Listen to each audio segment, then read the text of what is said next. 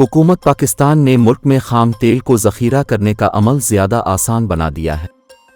इस मकसद के लिए पेट्रोलियम डिवीज़न ने कस्टम्स बॉन्डेड पॉलिसी गाइडलाइंस का नोटिफिकेशन जारी कर दिया है। नोटिफिकेशन के मुताबिक आलमी खरीदार तेल खरीद कर पाकिस्तान की बंदरगाहों के करीब ज़ख़ीरा कर सकेंगे। नोटिफिकेशन में बताया गया कि इसके लिए बैन अल-अक़वामी कंपनियों को पाकिस्तान में एक ज़ैली कंपनी कायम करना होगी।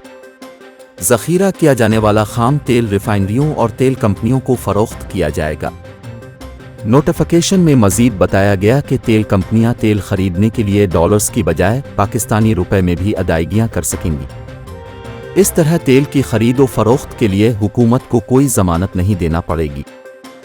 नोटिफिकेशन के मुताबिक स्टोर किया हुआ तेल ओगरा की लाइसेंस याफ्ता कंपनियों को फराहम किया जा सकेगा, जबकि पाकिस्तानी बंदरगाहों में ज़ख़ीरा किया जाने वाला तेल दोबारा बरामद भी किया जा सकेगा।